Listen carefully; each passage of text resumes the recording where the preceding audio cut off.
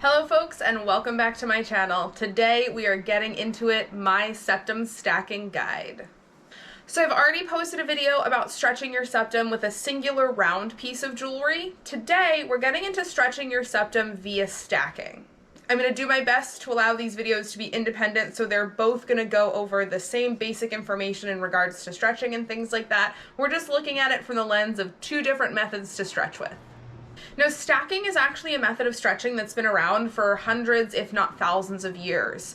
Many different tribal cultures practice stretching by stacking, either by stacking different rings through stretched piercings, sometimes different sharpened pieces of bone or wood or horn, almost looking like tapers, honestly, that they would stack through earlobes or even ear cartilage piercings in order to create a stretched piercing channel. Most commonly, traditionally, and even in modern days, people are stacking with hoops.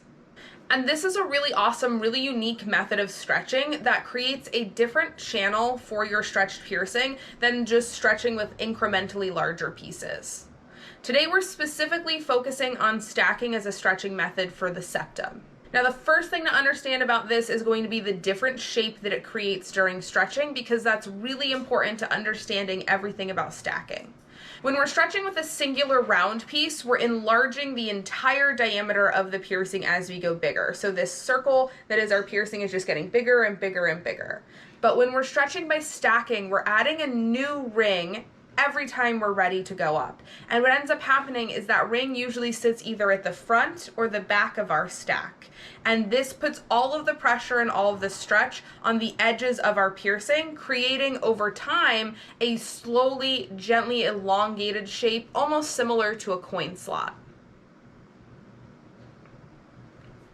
This shape is what's very desirable about the stacking method of stretching, because if your plan is to wear multiple rings, it allows them to lay nicely in line with each other. Whereas when we stretch with a singular large piece of jewelry, if our plan is to wear multiple rings, we can only fit so many before they start crisscrossing and laying on top of each other and not sitting in that nice, flat, comfortable stack that we want.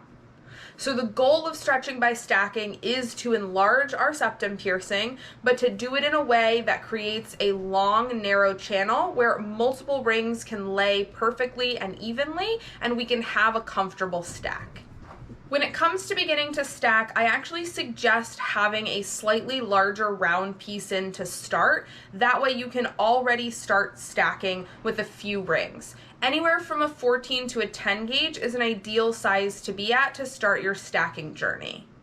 At a 14 gauge, you'll probably be able to fit 2 small rings in.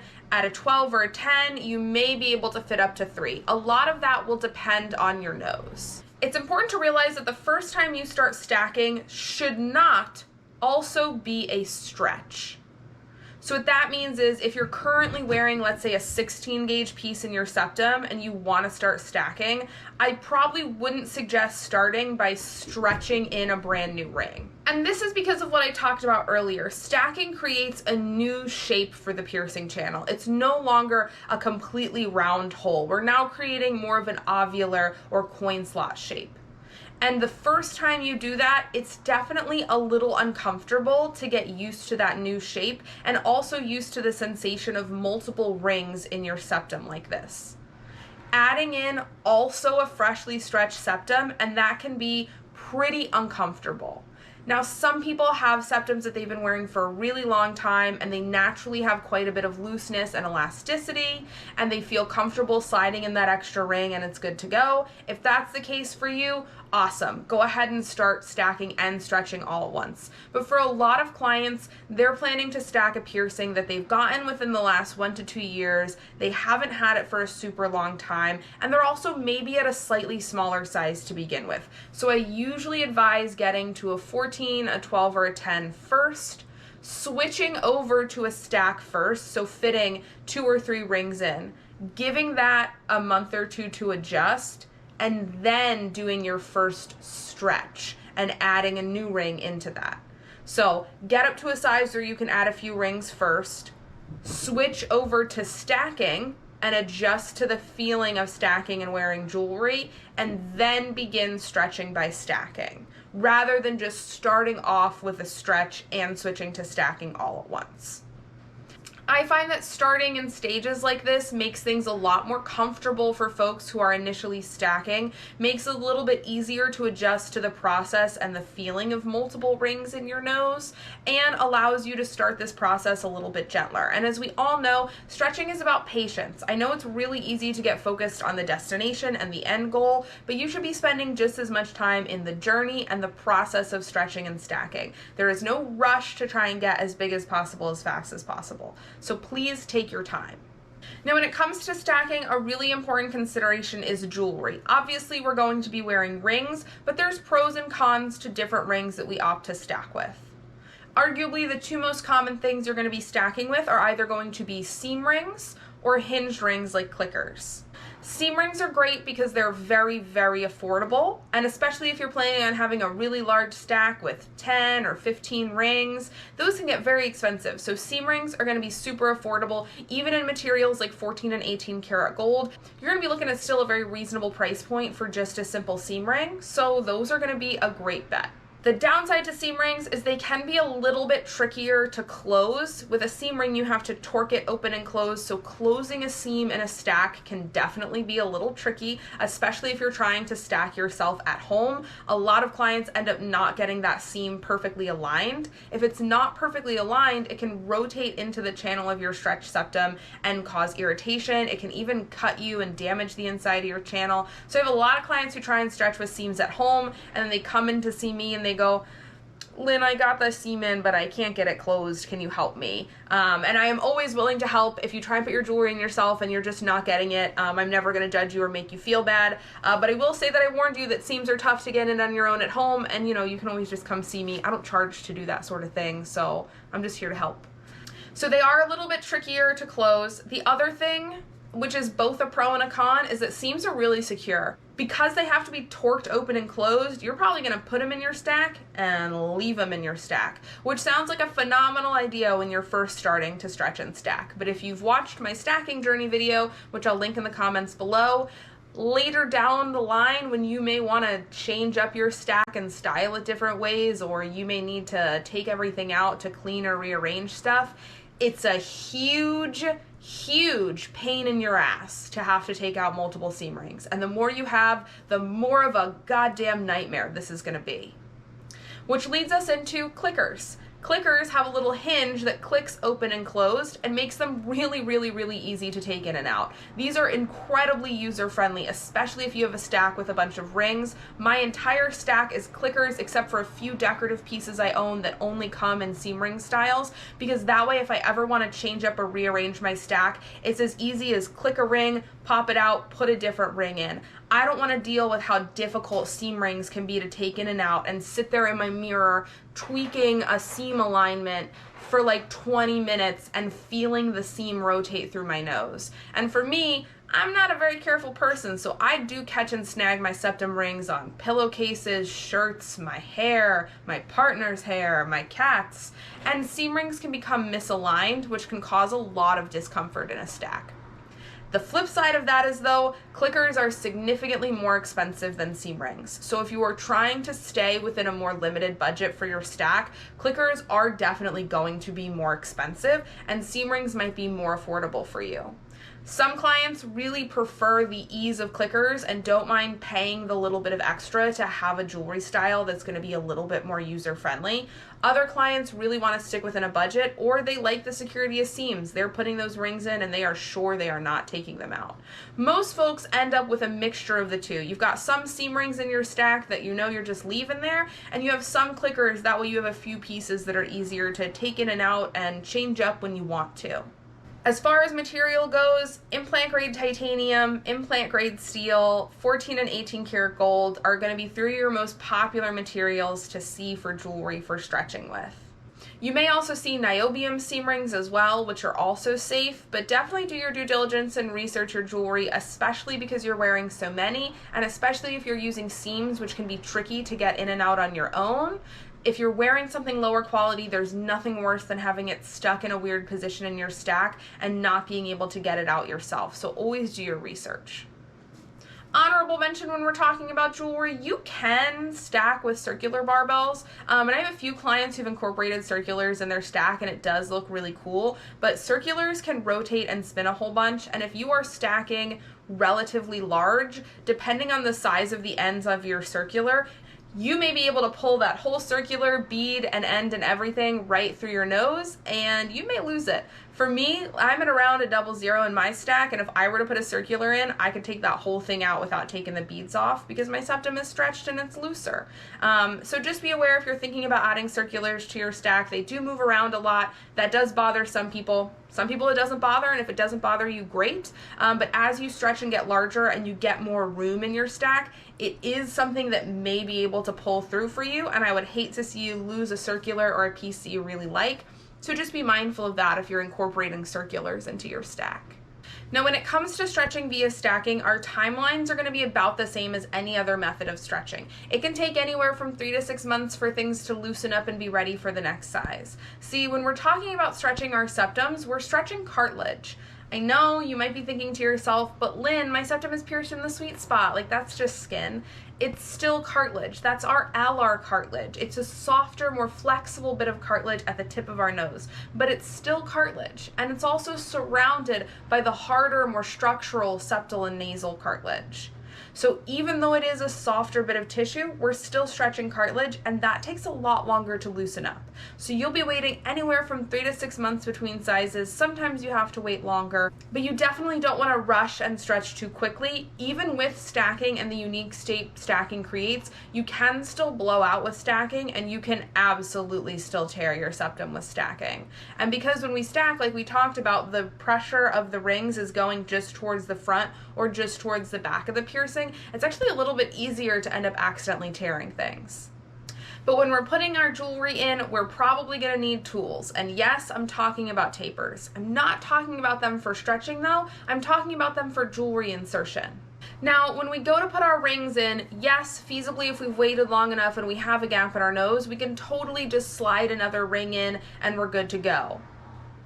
But what ends up loving to happen in septums is the rings like to crisscross inside of the nose. So even though the septum is not really pierced through that much tissue, it's a pretty small amount, that tissue is just so tight and there's so much going on with those other rings, you'll start a piece of jewelry at, let's say, the very back of your stack on this side, and when the ring exits on the other side, it's on top of the next two rings. And if you just put it in and close it like that, crisscrossed or wrapped around your other rings, this can be incredibly uncomfortable.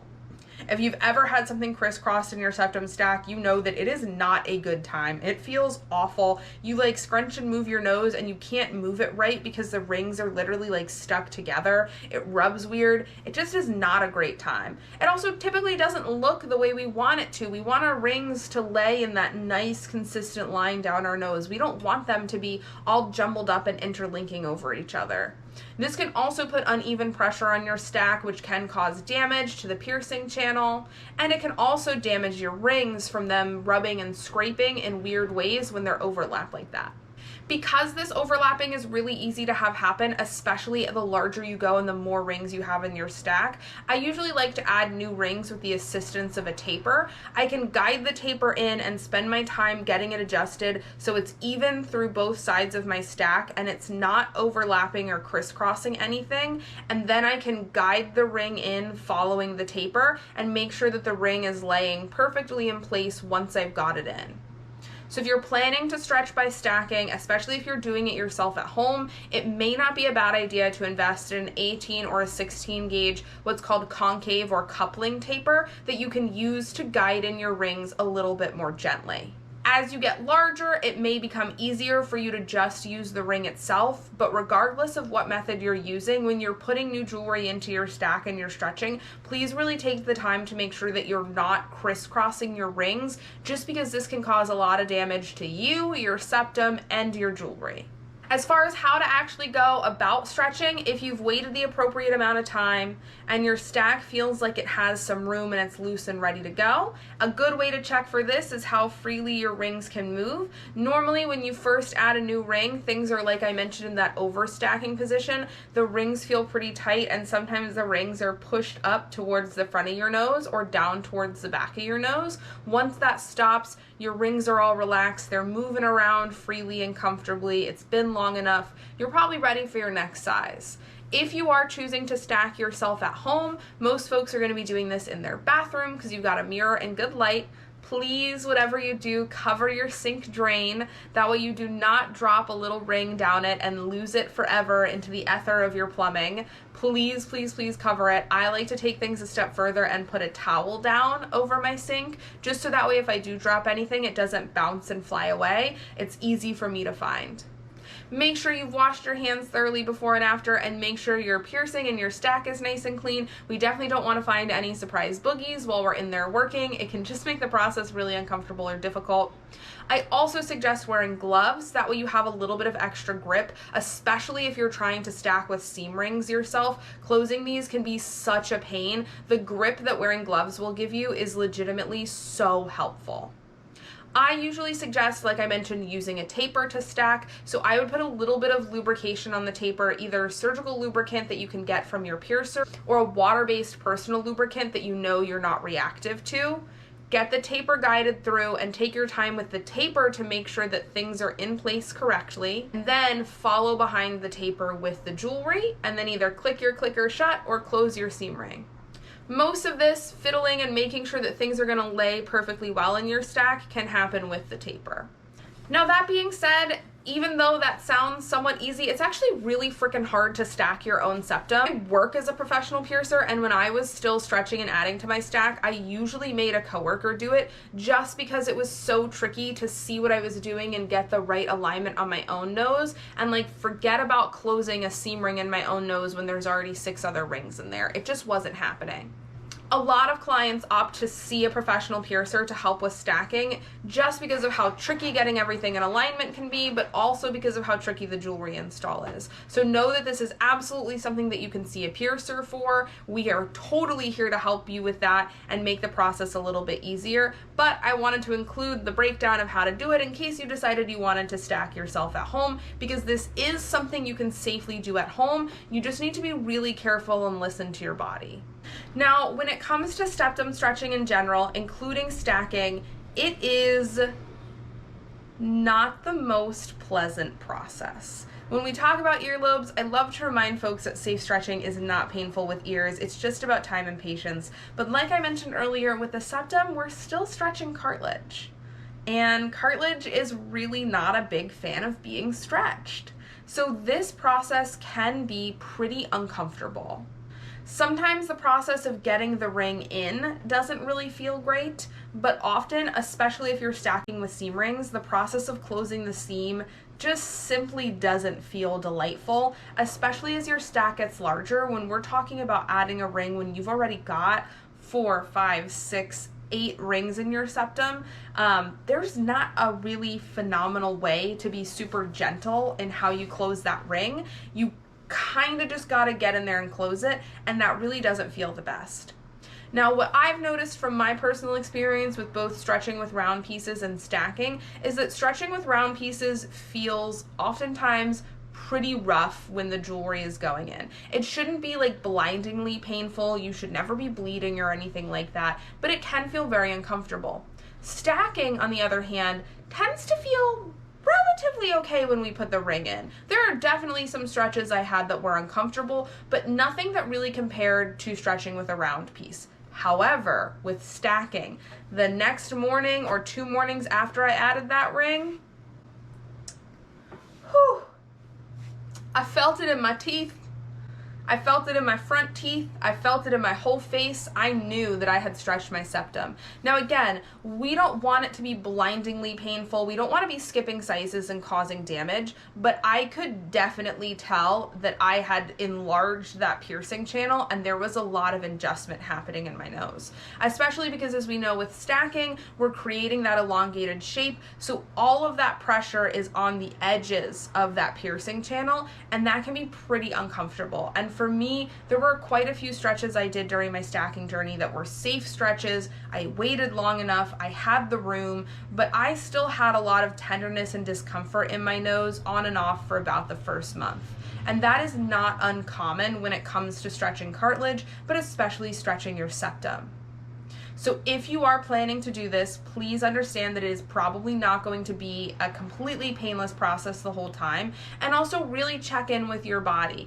Is what you're feeling just normal tenderness after a stretch, or is it possible that you've maybe stretched too quickly or too much too soon? Make sure you're staying in tune with your body and what you're feeling, checking up on your piercing, and if you're really not sure, please follow up with an experienced piercer who can assess your septum in person and make sure that your stretch was safe.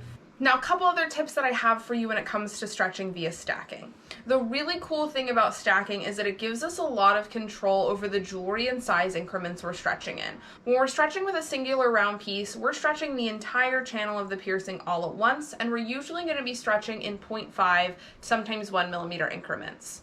When it comes to stacking, we're usually stretching around the same. We're adding a new 1 millimeter ring every time we go larger, but we have the opportunity to play around with that sizing. For example, if you're wearing 4 18 gauge 1 millimeter rings in your septum and your nose is just really not loosening up and really not ready for the next size, instead of adding a 5th 1 millimeter ring, you can remove one of your 1 millimeter rings and replace it with a 1.2 or a 1.6 millimeter ring. This allows you to still technically be stretching. You've removed a thinner ring and replaced it with a thicker ring, but now we're only doing maybe a 0.2 millimeter jump or maybe a 0.6 millimeter jump. So we have these very small increments that we can use to stretch with simply by removing one ring and inserting one that's slightly thicker. So if you hit a point in your stretching process where your nose just isn't really loosening up, or you're having a hard time, things aren't laying the way you want, you can not only play with adding or removing different rings, but you can play with the size, the gauge of the rings that you are wearing. And for people whose noses are really difficult to stretch, the fact that you can get to, let's say, 5 rings and then slowly work those rings up to thicker gauges and then add more rings allows for a lot of control over the stretching process and can be really beneficial for some people. Now, another thing that we got to mention anytime we're talking about septum stretching is septum denting and septum droop. Denting is the process by which, as we enlarge our septum, we get close towards the septal cartilage, the hard cartilage that makes up the septum of our nose. And once we run out of room in our sweet spot, there's not really many other places for the jewelry to go except for where that cartilage is. So denting is when the jewelry presses up against that cartilage and actually dents or erodes and creates a space in that cartilage for the jewelry to wear. Denting is very common when we're stretching large with a single round piece, but it's not that common when we're stacking. Because when we stack, we create this elongated shape down the nose, we usually manage to avoid experiencing denting with our septal cartilage. Now, that's not to say that some people stacking won't still experience that based off the shape and the anatomy of their nose, but it is significantly less common. However, if as you're stretching, you notice that you're getting up to that very hard cartilage and it is absolutely freaking miserable and you can feel it rubbing on that hard cartilage, you may be denting, and it would be worth it to get it checked in person, see what's going on, and see if that may be the case. The other thing to consider is septum droop. That's the name given to when you stretch your septum and it kind of changes that shape of your nose. Your septum kind of droops down from the side. Sometimes the front of your nose looks a little wider and flatter. This also usually does not occur when we're stacking. Now again, I'll never say never. Everyone's nose anatomy is different and unique. Someone may encounter this with stacking, but in my experience, it's incredibly rare for stacking to change your nose that much because we're just following a path along the lower portion of the nose. We're not displacing and distorting everything all the way around. So if you are concerned about denting or septum droop, if those are things that you don't want to experience in your stretching journey, stacking may be a better bet for you because the elongated oval shape of a stack usually allows us to avoid both of those things happening in our stretching process. Another piece of advice when it comes to stacking is pick the rings that you're stretching with wisely. It's usually easier to add a simpler ring to your stack than something more decorative. So for example, if you've got 4 rings in your stack right now and you're ready to stretch to a 5th, and you have a really decorative fancy piece, and you also have a simple plain seam ring, that simple plain seam ring is gonna be the easiest 5th ring to wear. Some people can stretch with really big fancy decorative pieces no problem, but I definitely have had plenty of clients who find that the decorative pieces are just a little bit more uncomfortable or a little bit more difficult for their stretch. If that's the case for you, what you can do is remove one of your existing rings and put the decorative ring in, give it a week or 2 to adjust, and then stretch with the simple plain ring when it's a little bit easier for your nose to handle that piece. Now again, that's not everyone, but it is enough people that I've seen through stacking my own septum and stacking lots of clients' septums that I think it's worth mentioning. Stacking is a really cool method of stretching your septum. It's personally my favorite way to stretch my septum, and I really love how stacked septums look. If you're interested in stretching your septum and you're interested in stacking, I really hope this video helped you understand some of the ins and outs of stacking and how to go about doing it. Coming up in this little mini series on septum stretching, I'm going to go over the pros and cons of stretching with a singular round piece versus stretching with stacking. Kind of compare and contrast the 2 methods, the 2 outcomes, the jewelry they can wear, all that good stuff. So if you're torn between both methods, I hope that that video will kind of help you figure out which one is right for you. So stay tuned for that because that's coming up really soon here on my channel. As per usual, if you like my content, please hit like and subscribe because your support means the world to me. It was awesome sitting down and chatting with y'all about this, and I can't wait to hang out again soon. Bye!